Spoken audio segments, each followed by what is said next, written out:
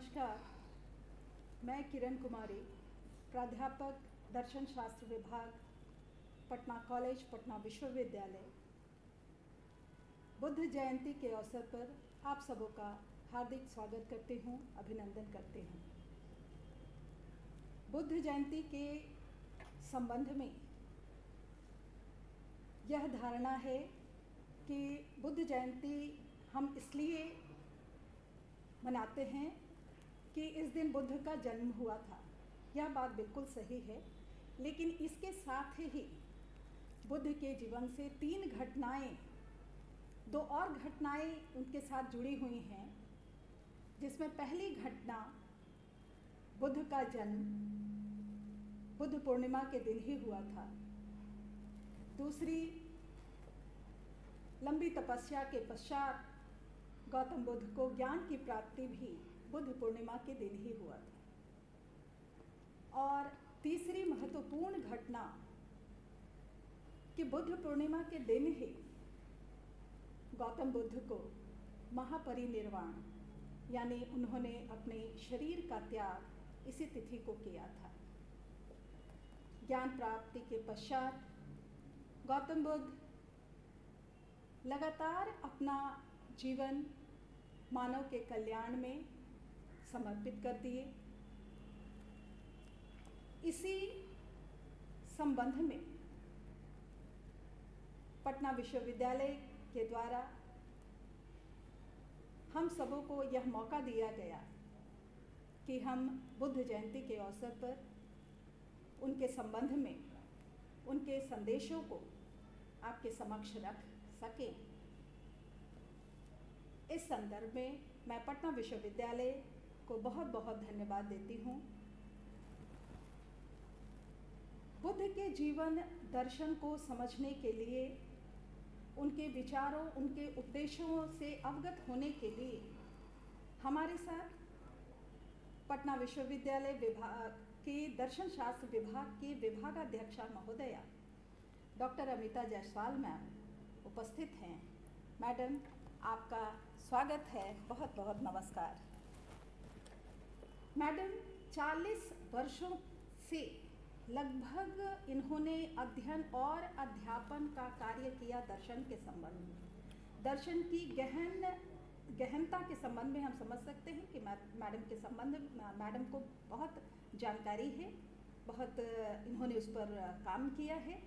तो मैडम, मैं यह चाहती हूँ कि आप गौतम बुद्ध के जीवन को प्रकाशित करते हुए, कि गौतम बुद्ध के उपदेशों को, उनके दर्शन की प्रासंगिकता के संदर्भ में कुछ हमें बताएं ना। धन्यवाद किरण। सर्वप्रथम मेरी तरफ से भी बुद्ध जयंती के इस पावन अवसर पर सभी को ढेर सारी शुभकामनाएं एवं बधाई। आज का दिन ये बहुत ही महत्वपूर्ण दिन है। आज के दिन महात्मा बुद्ध का जन्म हुआ, उन्हें ज्ञान की प्राप्ति हुई और उन्हें परिनिर्वाण भी प्राप्त हुआ। महात्मा बुद्ध बौद्ध धर्म एवं बौद्ध दर्शन के संस्थापक हैं। और मैं आप लोगों को यह बता दूं कि आज के युग में बौद्ध दर्शन और धर्म दोनों अत्यंत ही प्रासंगिक है, इसलिए कि ये एक व्यवहारिक दर्शन है, एक व्यवहारिक धर्म है और मानवतावादी दर्शन है। बुद्ध के विचार जो हैं वो मानव केंद्रित हैं और आज के युग में ये इतने प्रासंगिक हैं कि यदि आप एक सफल और सुखी जीवन व्यतीत करते हैं तो बुद्ध के बताए हुए 4 आर्य सत्य का पालन करें, आपके जीवन में खुशियाँ ही खुशियाँ होंगी। महात्मा बुद्ध का जन्म लुम्बिनी, नेपाल में 6ठी शताब्दी ईसा पूर्व यानी 6th सेंचुरी BC में हुआ था। एक शाही परिवार में हुआ था। उनके बचपन का नाम सिद्धार्थ था और उनका लालन पालन कपिलवस्तु में हुआ। उनका आरंभ का जो जीवन है वो राजसी ठाठ, सुख, ऐश्वर्य, समृद्धि इत्यादि में व्यतीत हुआ। कहीं कोई दुख तकलीफ उन्हें नहीं मिली, परंतु 29 वर्ष की आयु में एक बार जब वो नगर के भ्रमण पर निकले तो उनका मन विह्वल हो गया। उन्होंने देखा एक बीमार व्यक्ति, एक रोगी व्यक्ति और एक मृत शरीर, और फिर उन्होंने यह भी देखा कि लोग दुखी हैं, रो रहे हैं, पीड़ा में हैं। तो पहली बार उन्हें इस बात का एहसास हुआ कि संसार में दुख है, और वे इतने विह्वल हो गए कि उन्होंने ये ठाना कि इस दुख का वो कारण पता करेंगे। उन्होंने अपने घर द्वार, राजसी ठाट बाट सुखों का परित्याग किया और 6 वर्षों तक वे एक सन्यासी की तरह जीवन व्यतीत करने लगे। पर फिर भी जब उन्हें ज्ञान की प्राप्ति नहीं हुई तो वो गया में बोधि वृक्ष के नीचे उन्होंने बैठकर ध्यान लगाया, और लगभग 7 सप्ताहों के ध्यान के बाद उन्हें ज्ञान की प्राप्ति हुई। वे बुद्ध कहलाने लगे। He became the enlightened. और तब उन्होंने ये रियलाइज़ किया कि दुख जो है वो जीवन की एक सच्चाई है, और दुख के कारण है, दुख का निवारण हो सकता है। और अपने इसी व्यवहारिक अनुभूति को और अपने ज्ञान को उन्होंने 4 आर्य सत्यों के माध्यम से संसार को बताया।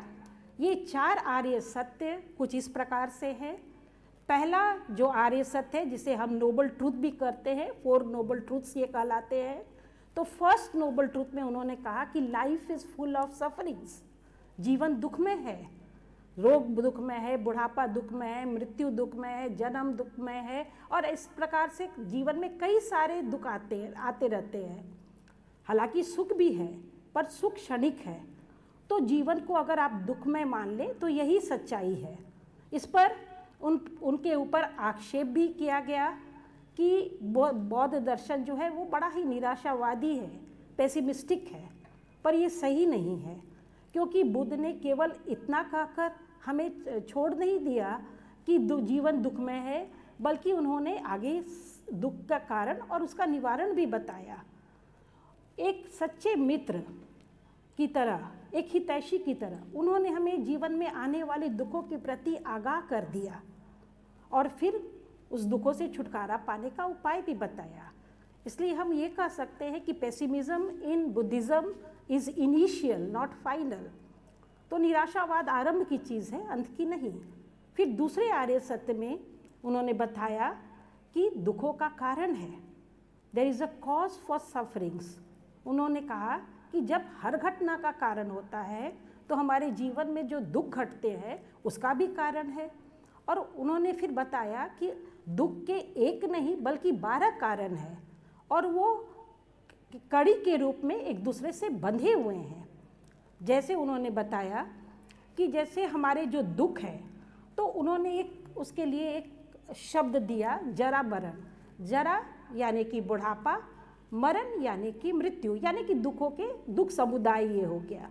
तो दुखों का कारण जो है जरा मरण, उसका कारण हो गया हमारा जाति या संसार में हमारा जन्म लेना। क्योंकि अगर हम संसार में आते ही नहीं तो सांसारिक दुखों को झेलना भी नहीं पड़ता।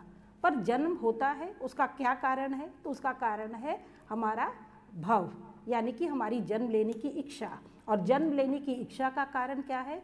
तो वो उपादान है, सांसारिक व्यक्तियों वस्तुओं से हमारा लगाव, उसका कारण है वेदना, फिर हमारी इंद्रियां। इस तरह से ये हमारा जो शरीर है, हमारे जो डिज़ायर्स है, ये सब हमारे दुखों का कारण है। और इस कड़ी में अंत में उन्होंने बताया कि अगर जड़ में जाइए तो इस सब का मूल कारण है, सारे दुखों का मूल कारण है अविद्या, यानी कि इग्नोरेंस अबाउट द रियलिटी, सत्य के प्रति हमारी अज्ञानता। फिर उन्होंने ये बताया कि ये सारे जो कारण हैं ये एक दूसरे से कनेक्टेड हैं। तो अगर हम इसके मूल कारण को दूर करेंगे तो हमारे सारे दुखों का अंत होगा। तो बुद्ध के द्वादश निदान इसे कहा जाता है, उसके द्वारा उन्होंने ये बात को बताया कि संसार में कुछ भी परमानेंट नहीं है, हमारा दुख भी परमानेंट नहीं है, क्षणिक है, हमारा दुख जो है वो क्षणिक है और इसका अंत हो जाएगा। तो उन्होंने द्वितीय आर्य सत्य में क्षणिकवाद का सिद्धांत दिया। इसे डॉक्ट्रिन ऑफ डिपेंडेंट ओरिजिनेशन कहा जाता है, इसे व्हील ऑफ एग्जिस्टेंस कहा जाता है। और उन्होंने इस बात पर बल दिया कि दुख जो है वो बिल्कुल ही क्षणिक है। और बाद में फिर उन्होंने तृतीय आर्य सत्य में बताया कि दुखों का अंत हो सकता है, और वो स्थिति जिसमें सारे दुखों का अंत हो जाता है वो है निर्वाण, जिसे पाली में निब्बान भी कहा जाता है। अब ये बात समझना है कि निर्वाण का मतलब क्या है। तो निर्वाण का मतलब केवल और केवल है दुखों का अंत। इसे कदापि ना ये सोचे कि इससे शरीर का अंत होता है या जीवन का अंत नहीं होता है। यह एक ऐसी अवस्था नहीं है जिसमें इंसान निष्क्रिय हो जाए, संन्यास ले ले, जीवन से विमुख हो जाए, बिल्कुल नहीं। बुद्ध को 35 वर्ष की आयु में उन्हें निर्वाण की प्राप्ति हुई थी। उसके बाद वो और 45 वर्षों तक जीवित रहे, और उन्होंने न केवल भारतवर्ष में बल्कि देश कई जगह एशियन कंट्रीज़ में कई जगह उन्होंने जा कर के इस बौद्ध धर्म का प्रचार किया और लोगों को दुख से मुक्ति दिलाया। तो दुखों का अंत उन्होंने तृतीय आर्य सत्य में कहा। बुद्ध ने फोर्थ नोबल ट्रूथ की भी चर्चा की है, जिसमें उन्होंने बताया है कि दुख निवारण का मार्ग है, और वो मार्ग जो है वो एक प्रैक्टिकल व्यवहारिक मार्ग है, जिसे मध्यम मार्ग भी कहा जाता है, जो कि एक हाउस होल्डर भी अपना सकता है, एक सन्यासी भी अपना सकते हैं। यानी कि आप हम सभी उस मार्ग पर चलकर अपने दुखों से छुटकारा पा सकते हैं। इसे मध्यम मार्ग भी कहा जाता है, यानी कि गोल्डन मीन। ये मध्यम मार्ग इसलिए कहलाता है क्योंकि इसमें ना अत्यधिक सुख में लिप्त होने की बात कही गई है और ना ही सुखों का पूर्ण रूप से परित्याग करने की बात कही गई है। इसलिए ये एक मध्यम मार्ग है जिसमें 8 स्टेप्स की बात कही गई है, 8 चरण। सर्वप्रथम राइट व्यूज़, यानी कि आप अपने विचार को सही रखिए, अच्छे विचार रखिए। उसके बाद उन्होंने राइट इंटेंशन, सम्यक संकल्प की बात कही, जो कि हमारे जो विचार भी सही रहे और हमारा उद्देश्य भी सही रहे। उसके बाद उन्होंने right speech, right action, right livelihood, right efforts, right mindfulness और राइट कंसंट्रेशन, इस तरह से उन्होंने 8 इस मार्ग की जो सीढ़ियाँ हैं वो किसी भी व्यक्ति के व्यक्तित्व को एथिकल और एथिकल बनाता है, उसमें विजडम लाता है और उसके कॉन्डक्ट को सही दिशा देता है। और साथ साथ इसमें राइट माइंडफुलनेस की बात भी कही गई है, ताकि इंसान जो है वो अपने विचारों पर, अपनी भावनाओं को नियंत्रित करे। और लास्ट में उन्होंने जो कंसंट्रेशन की बात कही है, सम्यक समाधि, उसका मतलब ये है कि आप थोड़ा मेडिटेशन भी कीजिए और इस बात को समझिए कि दुख है तो उसका निवारण किस प्रकार हमें करना है, और उस मेडिटेशन के ही दौरान, उसी क्रम में व्यक्ति को उसके सारे दुखों का कारण और उसका अंत का मार्ग मिल जाता है। और जब वो उसे ज्ञान की प्राप्ति होती है, इस प्रकार के ज्ञान की प्राप्ति, तो उसे अपना जीवन जो है वो सुख में नज़र आता है, और वह जो सुख उसको मिलता है वो आनंद की अनुभूति कराता है और वो अनंत सुख होता है। और उसके बाद वह पुनः अपने दिनचर्या करते हुए अपने जीवन का यापन करेगा, लेकिन वो कुछ इस तरह का एक व्यक्तित्व बन जाएगा जिसे अपने स्वार्थ या कर्म फल पर ध्यान नहीं रहता है। वो उसके अंदर बहुत सारे इस तरह के वैल्यूज़ आ जाते हैं कि वह अपना जीवन जो है वो न केवल अपने लिए बल्कि पूरे समाज के लिए वो अपने जीवन को जीता है, उसका एक नया जीवन हो जाता है। तो ये जो 4 आर्य सत्य हैं ये हम सबों के लिए इतने महत्वपूर्ण हैं कि अगर हम चाहें तो हम अपने हर प्रकार के दुखों का निदान इस 4 आर्य सत्य से कर सकते हैं। तो बुद्ध का जीवन और उनका दर्शन हम सबों के लिए एक मार्गदर्शक है। In fact Buddhism is more of leading, it is like taking us to a path which will lead us to the ultimate goal of life. तो ये एक वे ऑफ लाइफ की तरह से हम लोग देखते हैं, ना केवल यह धर्म है, यह दर्शन है, पर जीवन जीने का एक मार्ग है। मैडम, आपने अभी गौतम बुद्ध के जीवन पर संक्षिप्त परिचय दिया, उनके आर्य सत्यों के संदर्भ में हमें जानकारी दी। मैं जब आर्य सत्यों को सुन रही थी तो मेरे मन में एक प्रश्न आ रहा था, खास करके जब आपने अष्टांगिक मार्गों की चर्चा की। तो बौद्ध दर्शन वर्तमान परिप्रेक्ष्य में कहाँ तक प्रासंगिक है मैम, और ये हमारी युवा पीढ़ी जो है उससे कितना लाभान्वित हो सकती है, इस पर जरा सा प्रकाश डालने का प्रयास करें मैम। बहुत अच्छा प्रश्न किया तुमने किरण। और युवा पीढ़ी की तो जब हम बात करते हैं तो युवा पीढ़ी तो हमारे लिए बहुत ही महत्वपूर्ण है। वो तो हमारे देश की नींव है, हमारे देश का फ्यूचर है। और हमारी युवा पीढ़ी जो है वो आज के समय में मैं भी ये देख रही हूँ कि वो बहुत तरह से परेशान है। आज की युवा पीढ़ी को ढेर सारे चैलेंजेस फेस करने पड़ रहे हैं। सबसे बड़ा उनका चैलेंज है कि उन्हें कंपटीशन फेस करना है, और वो कंपटीशन जो है वो उनको हर स्तर पर ये कंपटीशन मिल रहा है, और कंपटीशन उन्हें ग्लोबल लेवल तक उन्हें फेस करना पड़ता है। और इसके कारण उन्हें बहुत स्ट्रेस है, बहुत फिजिकली मेंटली वो स्ट्रेस्ड रहते हैं, अनेक प्रकार के प्रॉब्लम्स को झेलते हैं। कभी फैमिली प्रॉब्लम्स भी है और पीयर प्रेशर ग्रुप भी है। तो बहुत सारी समस्याओं के बीच में उनको अपना जीवन जो है वो संघर्ष के साथ जीना पड़ता है। हालांकि ये भी हमने देखा कि हमारी जो युवा पीढ़ी है वो रिज़ल्ट ओरिएंटेड इतना अधिक हो गई है, कुछ शॉर्टकट मेथड से भी रिज़ल्ट चाहती है। रिज़ल्ट नहीं मिलने पर इतना डेस्परेट हो जाती है कि कोई भी गलत कदम भी उठा लेती है। तो युवा पीढ़ी है, हमारी जिम्मेदारी है उन्हें दिशा निर्देशित करना भी हमारा कर्तव्य है। और मैं बताऊंगी कि इस संबंध में बुद्ध के जो ये 4 आर्य सत्य हैं ये बहुत ही उनके लिए हेल्पफुल होंगे, एक मार्गदर्शक का काम करेंगे। और आज लगभग 2600 साल बीत गए हैं बुद्ध को ये इन 4 आर्य सत्य को दिए गए, पर अभी मैं बताऊंगी कि वो चारों आर्य सत्य जो हैं वो हमारी युवा पीढ़ी के लिए, हमारे बच्चों के लिए, हमारे विद्यार्थियों के लिए, सब के लिए ये कितना महत्वपूर्ण है।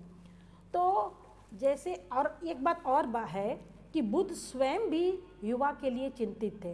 वो उनका कहना था कि युवा जो है वो हमारे समाज का एक बहुत महत्वपूर्ण हिस्सा है। उन्हें एडुकेट करना, खास करके ये बताना कि जीवन की सत्यता क्या है। They have to know the realities of life. उन्हें यह भी जानना है कि nothing is permanent, theory of impermanence, theory of karma और the core values of life, ये हमारे युवकों को जानना बहुत ज़रूरी है। और ताकि एक समय भी है, उनका जो ये जीवन है, ये उनका जो जीवन का काल है, ये ऐसा है कि अगर वो चाहेंगे तो इन चारों इनके आर्य सत्यों का पालन करके वे अपने जीवन में महत्वपूर्ण परिवर्तन भी ला सकते हैं। तो जैसे कि उनका जो फर्स्ट आर्य सत्य है, life is full of suffering, ये देखिए कितना सही है, क्योंकि युवा पीढ़ी को भी ये समझना है कि life is not a bed of roses. जीवन में संघर्ष होंगे, जीवन में असफलताएं आएंगी, जीवन में समस्याएं आएंगी, आप इसको मान कर चलिए। इसलिए फर्स्ट नोबल ट्रूथ जो है कि life is full of suffering, ये भी एक सही दिशा है उनके लिए, समझने की बात है। द्वितीय आर्य सत्य में उन्होंने कहा कि जीवन ये दुखों का कारण है, सब कुछ संसार में क्षणिक है। तो अगर ये युवा पीढ़ी ये समझ ले कि उनके जो दुख है, उनके जो संघर्ष है वो परमानेंट नहीं है, उनके संघर्षों का अंत हो जाएगा जब जैसे वो अपनी असफलता का कारण समझ लेंगे, जैसे वो अपनी कठिनाइयों को, अपनी परेशानियों का कारण समझ लेंगे, उनके दुखों का अंत हो जाएगा। तो नथिंग इज़ परमानेंट, ये भी देखिए कितना सही बात उन्होंने कहा है। तीसरा उन्होंने कहा कि हमारे सारे दुखों का अंत हो जाएगा, हमारी सारी समस्याओं का अंत हो जाएगा। तो ये भी कितनी आशा की बात है। तो होप आज के समय में इस कॉम्पिटिटिव जगत में इंसान के लिए होप, आशा, ये कितना महत्वपूर्ण रहता है। तो ये बुद्ध के तीसरे आर्य सत्य में उन्होंने बताया कि सारे दुखों का अंत हो जाएगा। और सबसे महत्वपूर्ण है उनका फोर्थ नोबल ट्रूथ, जिसको मिडिल पाथ कहते हैं, जो कि हर युवा को अपने जीवन में लागू करना चाहिए। अगर उनके विचार, उनके जो व्यूज़ हैं वो अगर सही होंगे, सही दिशा में होंगे, तो अवश्य ही उनको सफलता मिलेगी। तो राइट व्यूज़ हो गया। दूसरा हो गया राइट रिजॉल्व, यानी कि सम्यक संकल्प।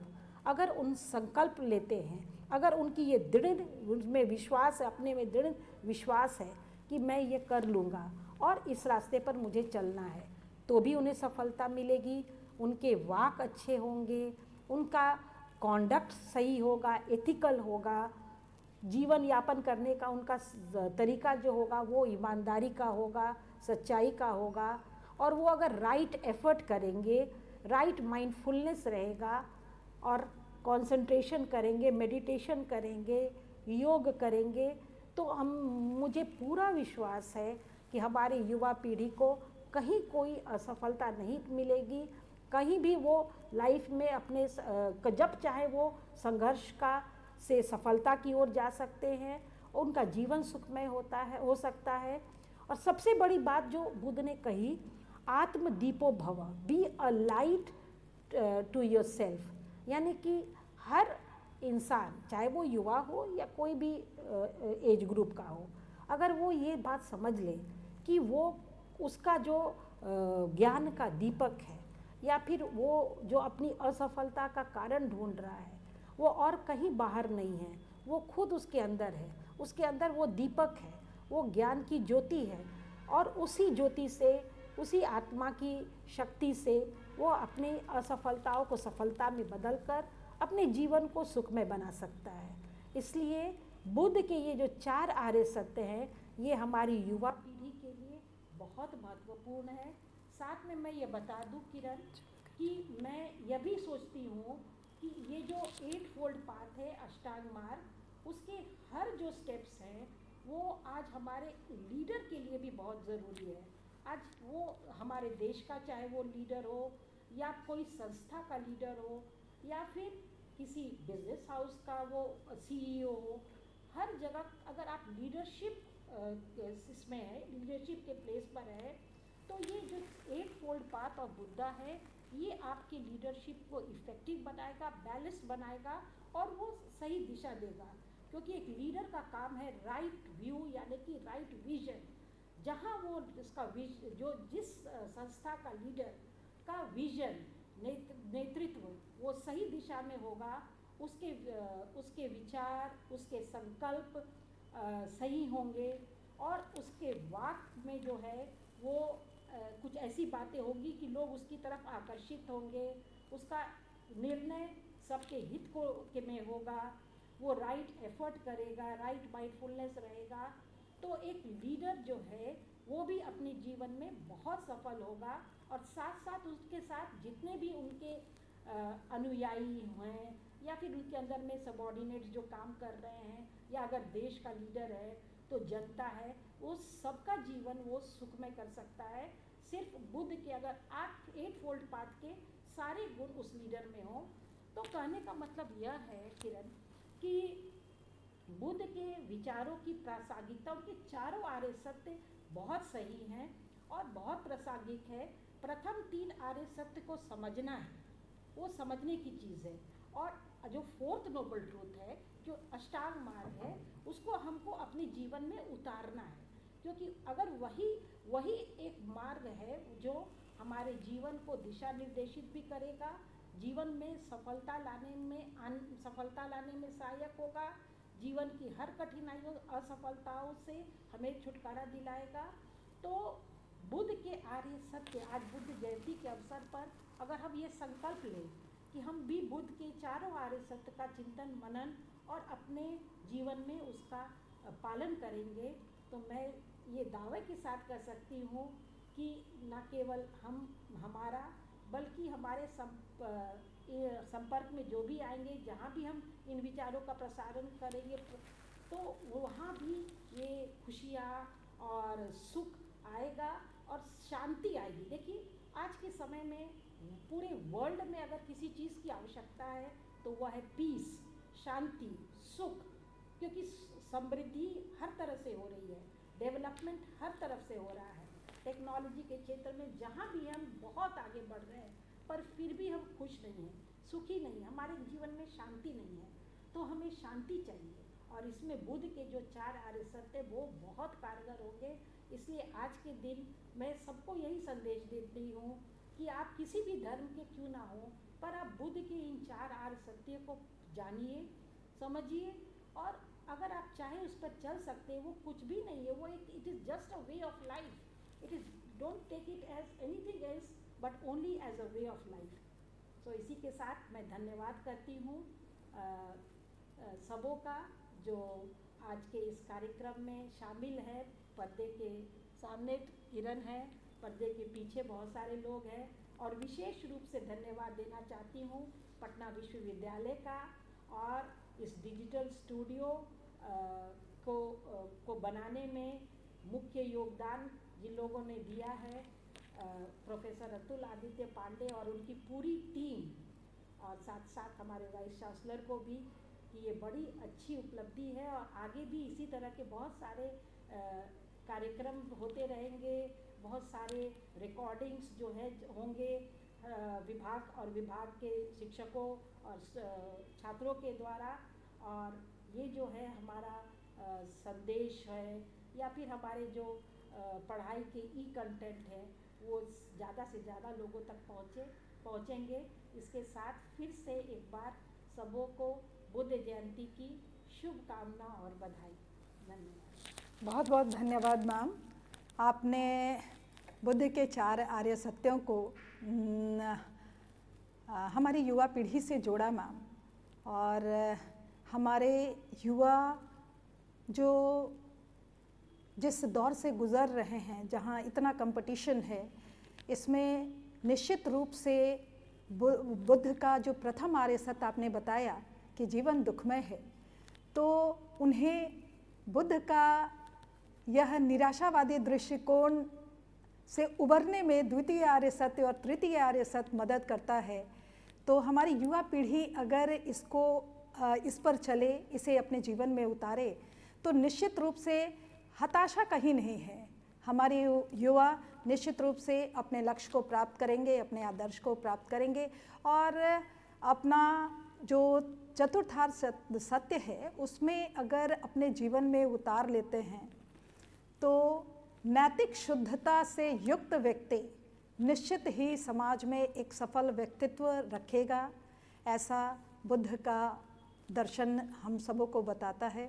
तो मैडम, पुनः एक बार आपका बहुत बहुत धन्यवाद। और पटना विश्वविद्यालय ने हम सबों को यह मौका दिया, तो मैं आप सबों को बुद्ध जयंती के अवसर पर आप सबों को ढेर सारी शुभकामनाएं एवं बधाई देती हूँ। पुनः धन्यवाद।